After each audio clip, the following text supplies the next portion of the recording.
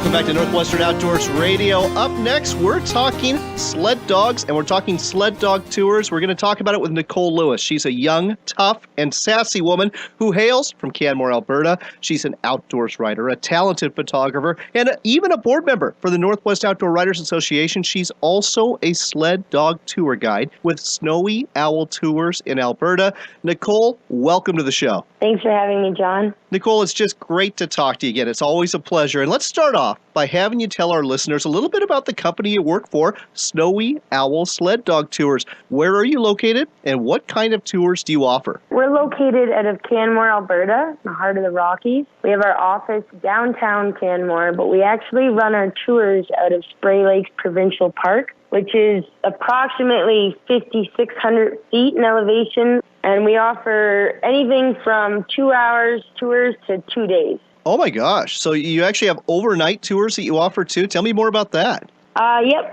So we cover approximately 80 kilometers. Okay, so about overall, 50 miles. Okay. And we incorporate our 4-hour sun feather tour in the first half of the first day.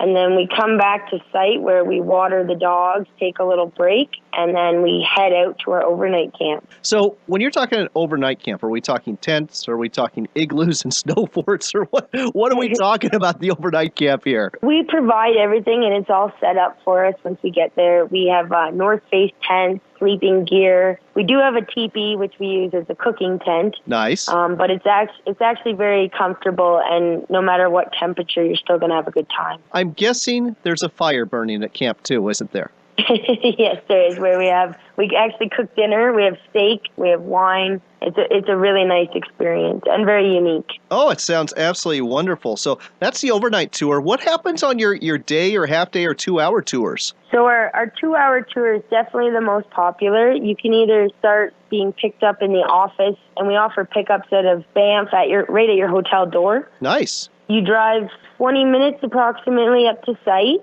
where you're greeted by us, and pet the dogs, take some pictures, and then we go right into instruction, kind of give you an introduction to dog sledding, about driving the sleds. Then we hit the trail. You do about an hour of actual dog sledding, and then we come back to site. We have a campfire set up where we have cider and some brownies. Then you're able to purchase your photographs from the tour, and then you head back down to the office. So describe the sleds to me. Now I understand you're going to have 8, 10, 12 dogs pulling each sled. How many dogs are pulling the sleds? We're the only company that in this area that lets you drive your own dog team. Oh, I missed that completely. So I thought you were the person that drove the dog team. You're letting the clients do it? Yep.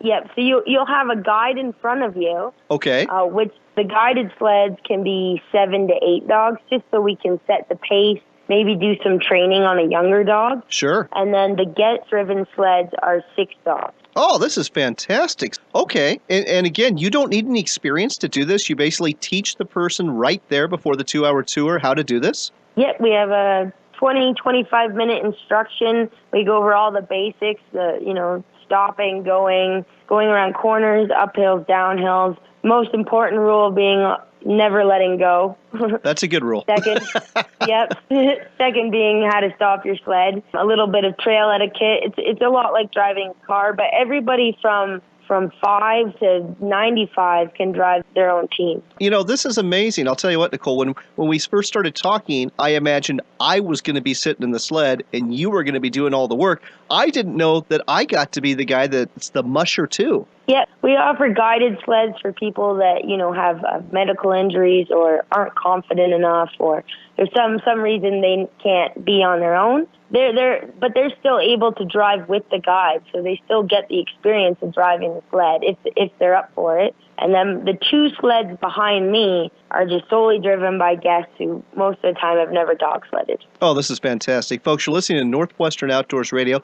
We're talking to Nicole Lewis. She's with Snowy Owl Sled Dog Tours in Alberta, Canada, and she's talking about the opportunity you have, that's right, you, to drive a sled dog team in your very own sled. Let me clarify something else. These overnight tours, are the guests driving the sleds on these as well? Very often, yes, but you're assigned 2 guides for an overnight. So if the people are comfortable enough, they'll drive their own sleds. The guides will drive the sled in front of them. Or if they're not comfortable, then you can have a guide on each one. Again, this sounds just great. Something I want to talk to you about, though, is, we were talking about this a couple months ago when we decided to go ahead and have this conversation. And you told me that you get in incredible shape during the season because this is really physical, isn't it? It doesn't feel like it, but at the end of the day, you're pretty tired and you're getting really beefed up with your muscles, aren't you? I think the biggest misconception is that it's just a ride.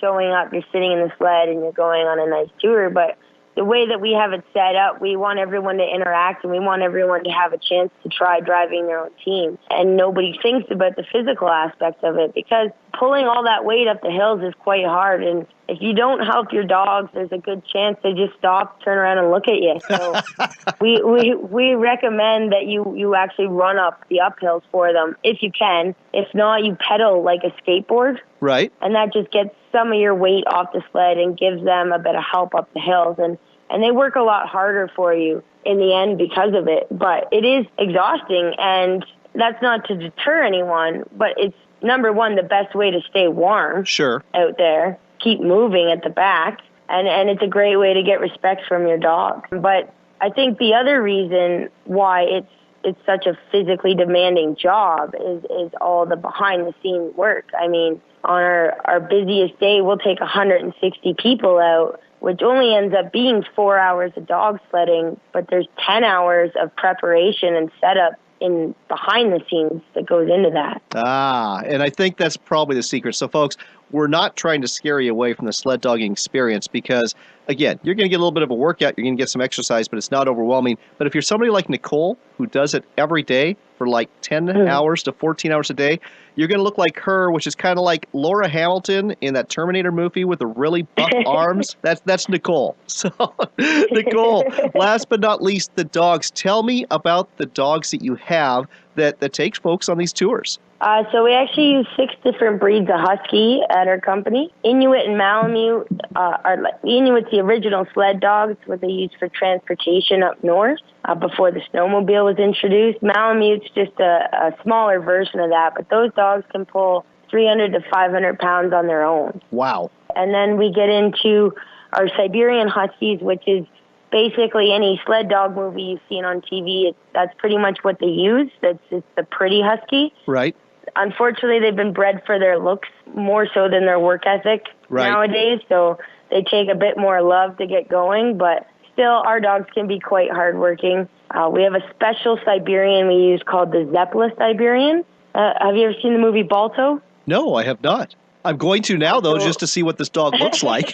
Well, Leonard Zeppela saved the town of Nome by dog sledding to Anchorage to get the vaccine for diphtheria. Okay. They preserved his bloodline of sled dogs, which were all Sibes, and now they call them the Zeppela Sibes. And so some of our dogs in our kennel are really direct descendants of Balto.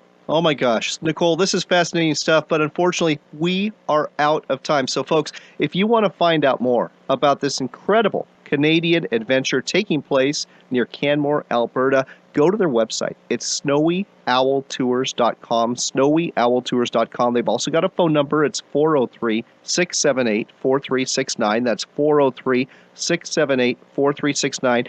Or just go to the website again. You'll find it there too. It's snowyowltours.com. And speaking of websites, Nicole, I understand you've got a website too that highlights your writing and your photography and more. Why don't you give our folks that website? So that'd be NicoleLewisWriting.com. That's Nicole, Nicole, LewisWriting.com. That's NicoleLewisWriting.com. She's really a rising star in the outdoors industry, not only when it comes to sled dog driving, but also in writing photography. Very talented young lady. So again, 2 websites for you folks. There's NicoleLewisWriting.com, or if you want to book that trip in the Canadian Rockies for an adventure you'll never forget, it's SnowyOwlTours.com. That's SnowyOwlTours.com. Nicole, looking forward to seeing you soon. And one of these days, we've got to go on one of these sled dog trips. That would be a lot of fun, John.